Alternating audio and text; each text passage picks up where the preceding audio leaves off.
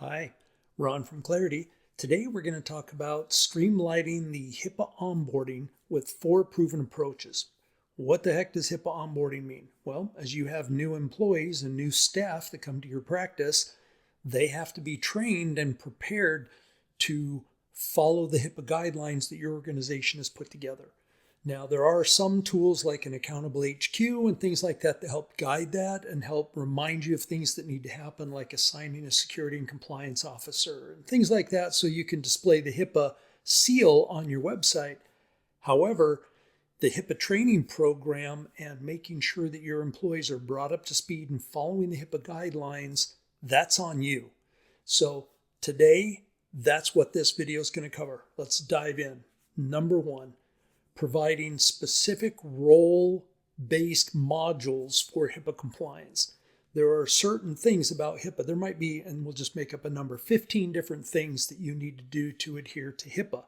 Well, if I'm the receptionist and I am not given access to any HIPAA information, any PHI data, right? All I can do is schedule appointments and take calls and deal with bill or payments, things like that. If I'm not privy to PHI information, well then maybe 14 of those 15 things don't apply to me. So for the front desk personnel or accounting personnel, maybe there's a different training program to onboard somebody new to the accounting team.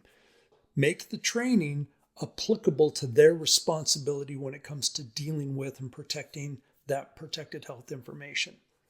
Number 2, use real-world practice scenarios in training. Make sure to, what do we do if there's a breach? How do we know what data is PHI and what's being transmitted? For the IT team or for the partner that's taking care or who's doing the hosting, how do they know where the data is? How do they know where their immutable backup is? How do they know where the log files are if somebody reports a breach?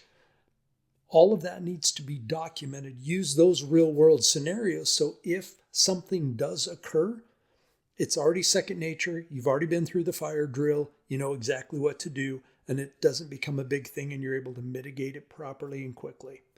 Number 3, require employees to pass compliance quizzes regularly.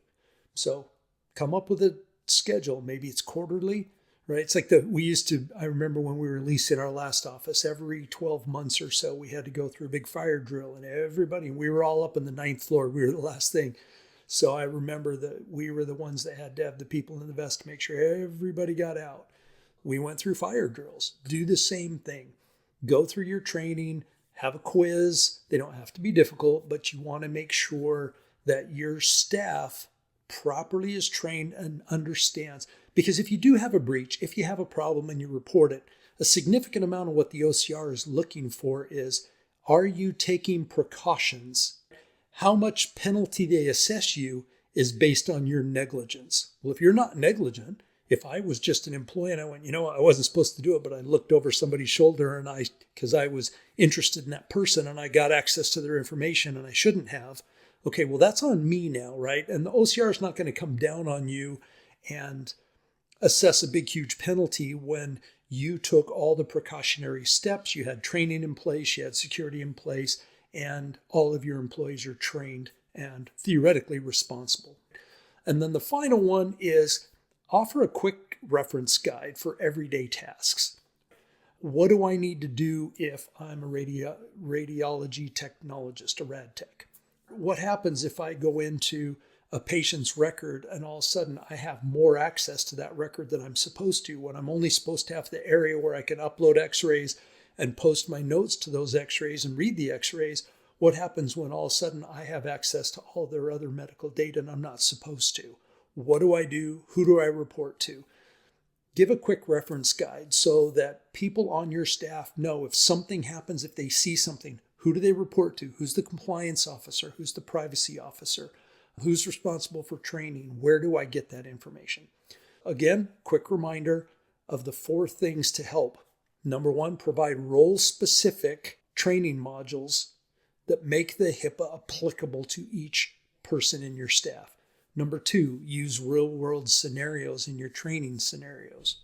Number 3, require employees to pass periodic compliance quizzes. And then number 4, provide a daily quick reference guide to help your employees know how to handle it. Well, that's it for this video. We'll catch you in the next one.